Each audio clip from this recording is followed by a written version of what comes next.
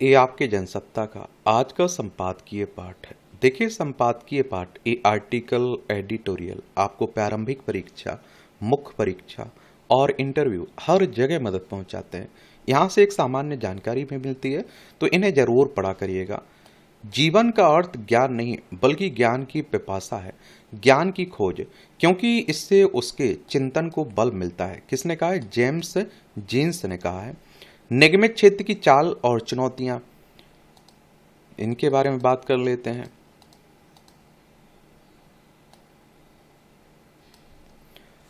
तो देश की अर्थव्यवस्था में निगमित क्षेत्र का महत्वपूर्ण योगदान है। यह क्षेत्र अब तेजी से वृद्धि और बदलाव के दौर में है।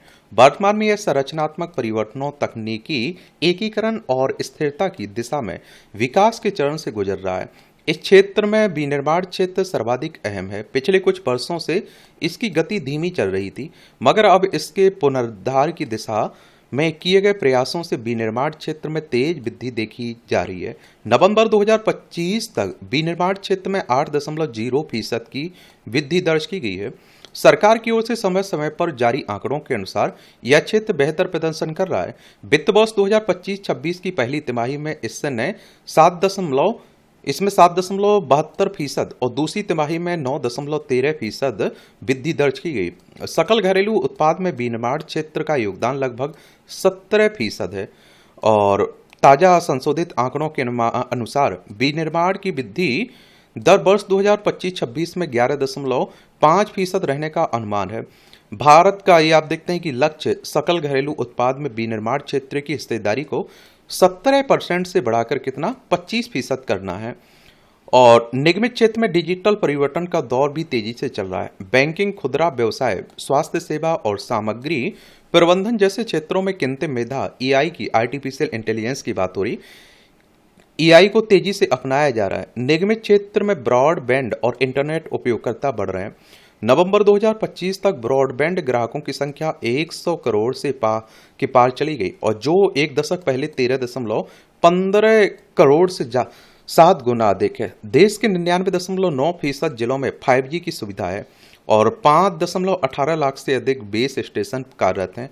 वहीं यूपीआई लेन देन भी तेजी से बढ़ रहा है।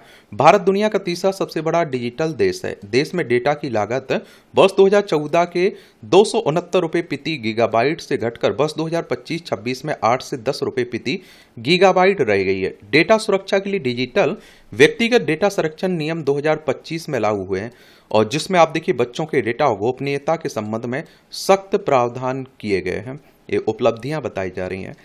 अब कॉरपोरेट क्षेत्र में केवल मुनाफे के बजाय पर्यावरणीय और सामाजिक शासन के मापदंडों पर ध्यान केंद्रित किया जा रहा है और इससे हरित ऊर्जा, सतत विकास के क्रियाकलापों में निवेश बढ़ा है।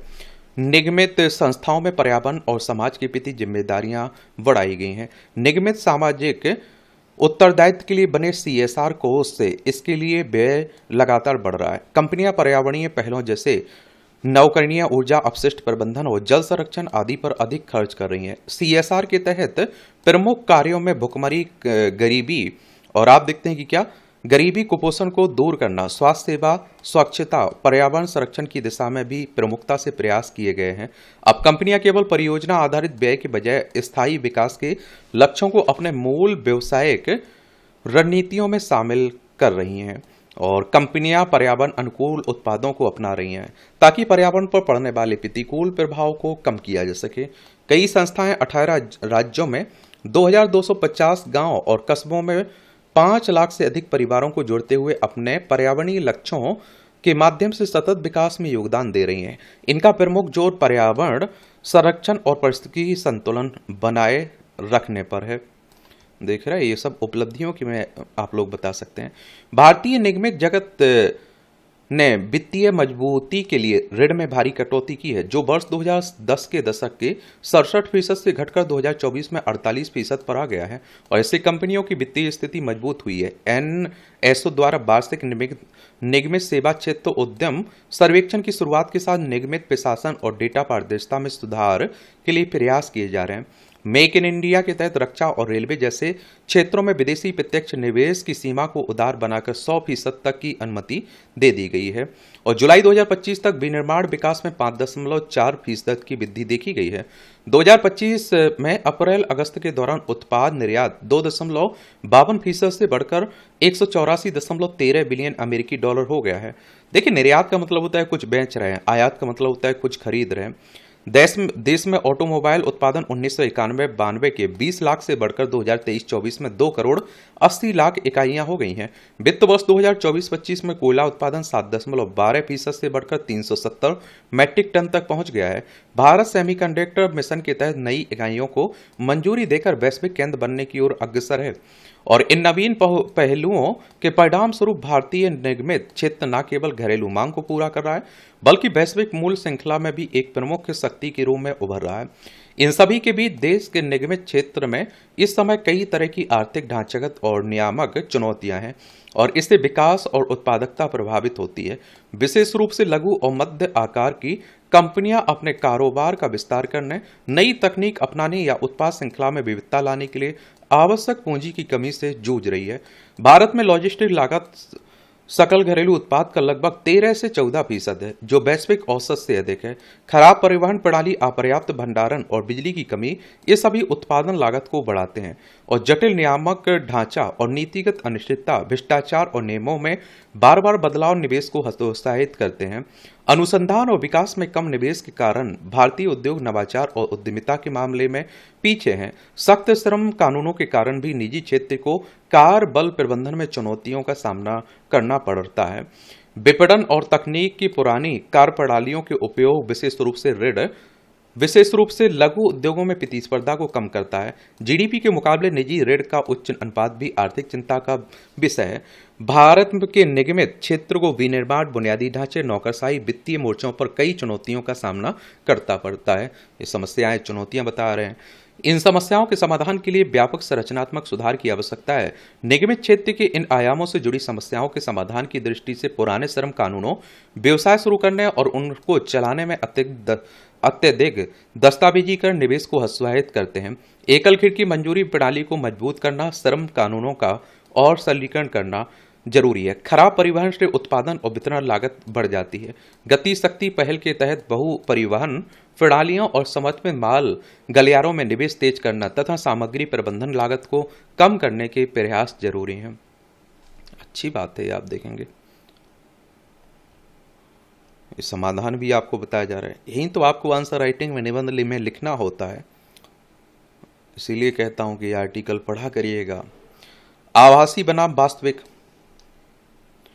आभासी दुनिया ना तो प्राकृतिक है और ना ही वास्तविक है, मगर वास्तविक या प्राकृतिक दुनिया पर आभासी जगत का प्रभाव बढ़ता ही जा रहा है। वास्तविक दुनिया में रहते हुए भी हम जीवन की मूल प्रकृति या वास्तविकता से लगातार धीरे धीरे ही सही पर दूर होते जा रहे हैं और आभासी गतिविधियों को निरंतर जाने अनजाने अपनाने ही नहीं, प्राण प्राण से ये आप देखते हैं कि मानने भी लगे हैं। आभासी जगत ने हमारे देखने, सुनने और प्रतिक्रिया करने के तौर तरीकों को बहुत ही गहरे तौर पर बदल दिया और हम में से कई लोग की समझ तो यह भी बनने लगी कि आभासी दुनिया के बिना जीवन जीना अब संभव नहीं रहा। इसमें कोई शक नहीं है कि आधुनिक दुनिया आभासी जगत की दीवानी होती जा रही है। जिस तेजी से आभासी दुनिया ने हमारी आंखों और कानों को बैठे बैठे अति व्यस्त से लेकर इतना अस्त व्यस्त कर दिया कि हम हर दिन वास्तविक जीवन की निरंतर चलने वाली प्राकृतिक गतिविधियों और आपाधापी से हर क्षण दूर होते जा रहे हैं। वास्तविकता से परे जीवन को ले जाने में वैसे देखा जाए तो प्रकृति को कोई दिक्कत नहीं है और प्रकृति अपने अंश मनुष्यों को आभासी दुनिया में धंसने या विलीन हो जाने से रोकती भी नहीं है। प्रकृति को मनुष्य के वास्तविक जीवन से छलांग लगाकर आभासी दुनिया में रच बस जाने से कोई भी दिक्कत या परेशानी महसूस नहीं हो सकती। जो कुछ भी परेशानी या द्वंद्व उठ खड़ा होता है वह प्राकृतिक मनुष्य के मन और जीवन में होता है। आभासी दुनिया पूरी तरह से आभासी है, उसमें जीवन की रोजमर्रा की मशक्कत या सुख दुख भी नहीं आते जाते और आभासी दुनिया एकदम स्थित प्रज्ञ की तरह ही है। आभासी दुनिया जन्म और मृत्यु से परे तो है ही, साथ साथ ही युद्ध और शांति से भी कोसों दूर है। आभासी दुनिया जड़ और अचेतन वस्तुओं पर कोई असर नहीं करती। पर चेतन मन और जीवन के मूल स्वरूप को पूरी तरह से वास्तविक जीवन से परे धकेल देती है। एक आभासी दुनिया जो वास्तव में मौजूद ही नहीं, उसका अत्यधिक आदी बनने में हम सतत सक्रिय हैं। प्राकृतिक जीवन से जुड़ी मूल चेतना को आभासी गतिशीलता में बदलकर वास्तविक चेतना या प्राकृतिक जीवन को आभासी जड़ता में बदल डालती है। और इसमें सबसे ज्यादा उल्लेखनीय बात यह है कि प्राकृतिक या फिर वास्तविक दुनिया का मनुष्य अपने आप आभासी दुनिया में इतना अधिक आत्ममुग्ध हो जाता है कि उसके अंदर आभासी और वास्तविक का भेद करने की क्षमता ही लुप्त होने लगती है। पर यह सब कुछ होते हुए भी प्राकृतिक या फिर वास्तविक दुनिया में मौजूद मनुष्योत्तर प्राणियों के मन, मस्तिष्क और जीवन क्रम में आभासी दुनिया का शायद अब तक कोई असर नहीं हुआ है।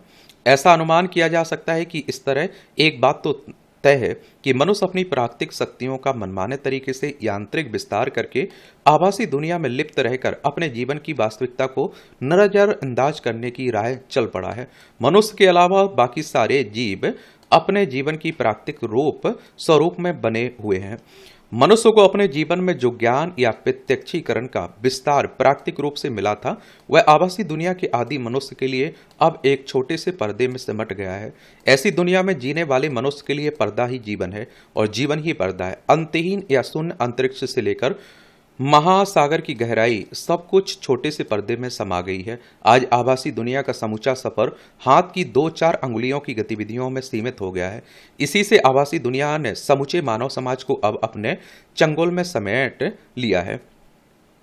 वास्तविक दुनिया में घूमने, जानने, समझने, देखने, लिखने, बोलने और सुनने के लिए जो अलग अलग तरह के इंतजाम और धन एवं साधनों की जरूरत होती थी, उसे अब कहीं भी बैठे बैठे या चलते फिरते भी मनुष्य स्क्रीन पर अपनी अंगुली के स्पर्श से ही सब कुछ करते रहने का साधन पा गया है। दुनिया भर में कहीं भी कुछ भी करना, देखना, भेजना या मंगाना हो तो यह अब केवल आभासी दुनिया के मनुष्य के मन की कल्पना नहीं रही, बल्कि आभासी जगत का साकार सत्य बन गया है। और यही वह बिंदु है कि निरक्षर से लेकर पिकांड विद्वान और अटपटी से लेकर कंगाल तक किसी भी देश के राष्ट्रपति से लेकर आम जनता तक सब कोई दुनिया भर के किसी भी कोने में रहते हुए अपनी अंगुलियों के स्पर्श और स्क्रीन के माध्यम से आभासी संसार को अपने जीवन में आसानी से उतार सकता है। भले ही प्राकृतिक रूप से मनुष्य को कुछ भी हासिल नहीं हो पा रहा हो, पर आभासी दुनिया सब कुछ करते रहने का वास्तविक अनुभव देने के बजाय करते रहने का आभास तो भरपूर दे रही है। इस दुनिया में सत्य से साक्षात्कार भले ही नहीं हो पा रहा हो, मगर सपने के सत्य होने का आभास अनुभव हम सबको बिना किसी भेदभाव, बिना रोक टोक के तो हो ही रहा है। वर्तमान समय का यह परिदृश्य आज की आभासी दुनिया का वास्तविक सत्य बन गया है। क्या सत्य बन गया है? ये आप देखिए टिप्पणियां हैं, पढ़ना हो तो पढ़ सकते हैं। इसकी पीडीएफ आपको एजुकेशन सर्कल प्लेटफॉर्म है ना टेलीग्राम पर, वहां डाल दी जाती है, वहां से जाकर आप लोग डाउनलोड कर सकते हैं। संकट का सामना। पश्चिम एशिया में संघर्ष का असर अब भारत की अर्थव्यवस्था पर साफ दिखने लगा। ऊर्जा संकट और व्यापार में बाधाओं के कारण पैदा हुई चुनौतियों का दायरा बढ़ता जा रहा है। और हमारे प्रधानमंत्री साहब ने जो अपील की कि सोना मत खरीदिए और वाहन कम उपयोग करिए एक तरह से, और खाने के तेल को कम कर दीजिए, विदेश से यात्रा करने से बचिए, तो वो भी संकेत देते हैं एक तरह से। और पहले ही से दिख रहे थे, आपने गैस का देखा हाल, किस तरह से दाम बढ़े, दुनिया भर में अशांति किस तरह से फैली। ये हमारी प्यारी पृथ्वी है, इसमें आप देखेंगे ये हमारा प्यारा भारत है, ये चाइना है, दक्षिण कोरिया, जापान, ये रूस, यूक्रेन, ये है पाकिस्तान, ये है ईरान, तेहरान इसकी राजधानी, ये है फारस की खाड़ी, ओमान की खाड़ी। यहाँ आप लोगों को हॉर्मुज जलडमरू देखने को मिल जाएगी। ये इजराइल है, ये भूमध्य सागर, ये लाल सागर है, ये अदन की खाड़ी, अरब सागर है। यहाँ आप लोगों को यूएसए देखने को मिल जाएगा, संयुक्त राज्य अमेरिका की बात कर रहा हूँ। वॉशिंगटन डीसी इसकी राजधानी आपको देखने को मिल जाएगी। तो वैश्विक स्तर पर तेल की कीमतों में बढ़ोतरी और मुद्रा रुपये के लगातार कमजोर होने से देश की अर्थव्यवस्था पर दबाव बढ़ गया है। उधर अमेरिका और ईरान के तल्ख तेवरों से शांति समझौते पर बातचीत आगे नहीं बढ़ पा रही है और दोनों में एक तरह से भरोसे की कमी भी देखी जा रही। कोई भी आगे नहीं बढ़ना चाह रहा है। और डोनाल्ड ट्रंप क्या है ना, उनका रवैया ऐसा है कि वो अपनी शर्तों पर हर समझौता चाहते हैं। तो आप समझ सकते हैं कि खतरनाक है। ऐसे में अब मौजूदा संकट से निपटने के लिए वैकल्पिक उपायों को अमल में लाना जरूरी हो गया। यही वजह है कि प्रधानमंत्री नरेंद्र मोदी ने बीते रविवार को देश की जनता से पेट्रोलियम उत्पादों का संयमित तरीके से उपयोग करने, सोने की खरीदारी से परहेज करने, गैर जरूरी विदेश यात्रा से बचने, स्थानीय वस्तुओं को प्राथमिकता देने का आह्वान किया है। सरकार का मानना है कि इन सभी प्रयासों के परिणाम स्वरूप भारत दुनिया भर में जारी ऊर्जा संकट का प्रभावी ढंग से सामना कर सकेगा और इससे विदेशी मुद्रा की बचत होगी और जिससे सरकारी कोष को मजबूत बनाए रखने में मदद मिलेगी। और इसमें दो राय नहीं है कि पिछले कुछ वर्षों में भारत सौर ऊर्जा के मामले में दुनिया के शीर्ष देशों में शामिल हो गया है, लेकिन देश की जरूरत मुख्य तौर पर अभी भी जीवाश्म ईंधन से पूरी की जा रही है। ऐसे में जरूरी है कि मौजूदा संकट के दौरान आयातित ऊर्जा संसाधनों का उपयोग विवेकपूर्ण ढंग से और वास्तविक आवश्यकता के अनुसार ही किया जाए। गौरतलब है कि पश्चिम एशिया में संघर्ष के कारण हॉर्मुज जलमार्ग के बंद होने से तेल की आपूर्ति श्रृंखला बाधित हुई है और जिससे ऊर्जा का गंभीर संकट खड़ा हो गया।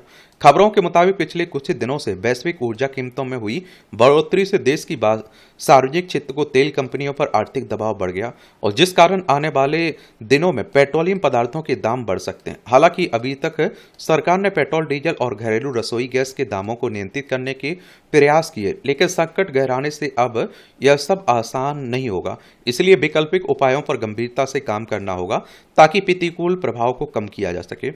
प्रधानमंत्री के आह्वान से इस बात के संकेत भी मिल रहे हैं कि आने वाले समय में रोजमर्रा के इस्तेमाल की जरूरी वस्तुएं महंगी हो सकती हैं, यानी कच्चे तेल से जुड़ी महंगाई, पैकेजिंग सामग्री और ईंधन लागत में बढ़ोतरी की भी साबुन, डिटर्जेंट, बिस्किट, पैकेट बंद खाद्य पदार्थ और पेय उत्पाद जैसी वस्तुओं की कीमतें बढ़ सकती हैं। खबरों के मुताबिक आवश्यक वस्तुओं का उत्पादन करने वाली देश की प्रमुख कंपनियां मुनाफे पर पड़ रहे दबाव को कम करने के लिए चरणबद्ध तरीके से दाम बढ़ाने की तैयारी कर रही हैं। प्रधानमंत्री के सुझाव की कोरोना काल की तरह घर से काम करते समय अन्य तरीकों पर फिर से अमल करना, खाद्य तेल की खपत कम करना और रासायनिक उर्वरकों के उपयोग में कमी लाना, यह सब मौजूदा संकट की गंभीरता को दर्शाता है। यह सही है कि संकट जब गंभीर हो तो उससे निपटने के लिए सरकारी उपायों के साथ साथ आम नागरिकों की भी जिम्मेदारी बनती है कि वे उसमें सक्रिय भागीदारी निभाएं। मगर इस सब के बीच यह सुनिश्चित करना भी जरूरी है इस तरह के उपायों का समाज के निचले और मध्य वर्ग की आजीविका पर कोई विपरीत प्रभाव न पड़े। बाकी आप लोग बताइए। सुरक्षा पर सवाल। उत्तर प्रदेश सरकार यह दावा करती आई है कि राज्य में कानून व्यवस्था बेहतर है, लेकिन हत्या की वारदात का सिलसिला थम नहीं रहा है। खासकर महिलाओं के खिलाफ अपराध तेजी से बढ़ रहे हैं। चंदौली जिले में सोमवार को एक निजी अस्पताल में भर्ती महिला की गोली मारकर हत्या कर देने की घटना ने आम नागरिकों की सुरक्षा पर फिर से गंभीर सवाल खड़े कर दिए और इससे पता चलता है कि राज्य में महिलाएं कहीं भी सुरक्षित नहीं है। अपराधी हथियार लेकर सड़कों पर बेखौफ घूम रहे हैं और कभी भी बड़ी वारदात को अंजाम दे देते हैं। सवाल है कि अगर राज्य में कानून व्यवस्था के अनुपालन में वास्तव में सख्ती बरती जाती तो क्या कोई अस्पताल में घुसकर महिला की हत्या कर दे सकता था? अपना इलाज करवाने के बहाने अस्पताल में घुसे हमलावर ने महिला पर गोली चलाने के बाद परिसर में हवा में भी गोलियां चलाई और भागने की कोशिश की। हालांकि वहां मौजूद लोगों ने उसे पकड़कर पुलिस के हवाले कर दिया। उत्तर प्रदेश में हत्या की घटनाएं जिस तरह से बढ़ी हैं, उससे लगता है कि सड़कों से लेकर घर, अस्पताल में भी लोग सुरक्षित नहीं है। पिछले दिनों संभल जिले में कुछ लोग एक युवक को घर से खींच कर ले गए थे और बाद में सड़क पर उसकी हत्या कर दी गई थी। राज्य में इस तरह की घटनाएं अक्सर सामने आती रहती हैं। सवाल है कि सरकार के दावों के बरकस आखिर अपराधियों के भीतर कानून का खौफ क्यों नहीं है? जाहिर है कि इसके पीछे पुलिस की निष्क्रियता और लापरवाही जिम्मेदार है। पुलिस तंत्र में तालमेल और त्वरित कार्रवाई का अभाव साफ नजर आता है। पुलिस के अपराध नियंत्रण के ढांचे में खामियों का फायदा अपराधी उठा रहे हैं। इस बात पर भी गंभीरता से विचार करने की जरूरत है कि सरकारी हो या निजी अस्पताल, वहां सुरक्षा के पुख्ता बंदोबस्त किए जाने चाहिए। अगर कोई अपराधी हथियार लेकर अस्पताल के अंदर दाखिल होता है तो यह वहां मौजूद सुरक्षा कर्मियों की लापरवाही को उजागर करता है। ऐसे में राज्य सरकार को अपराध पर नियंत्रण के लिए सही मायने में ठोस कदम उठाने होंगे। देखिए, यह है उत्तर प्रदेश। लखनऊ इसकी राजधानी। अंतर्राष्ट्रीय सीमा नेपाल से लगती है। राज्यों में बिहार, झारखंड, छत्तीसगढ़, मध्य प्रदेश, राजस्थान, हरियाणा, हिमाचल प्रदेश से लगती है। हिमाचल प्रदेश, उत्तराखंड और यह दिल्ली। विधानसभा में 403 सीटें, विधान परिषद में 100 सीटें, राज्यसभा में 31 सीटें, लोकसभा में 80 सीटें। योगी आदित्यनाथ यहाँ के मुख्यमंत्री हैं। तो इस तरह से आप देखेंगे कि आज के संपादकीय पाठ की कहानी कवर होती है। आप लोग पढ़ते रहिए, एंजॉय करते रहिए। आपका कोई सवाल हो मेरे लिए, सुझाव हो तो जरूर बता सकते हैं। धन्यवाद।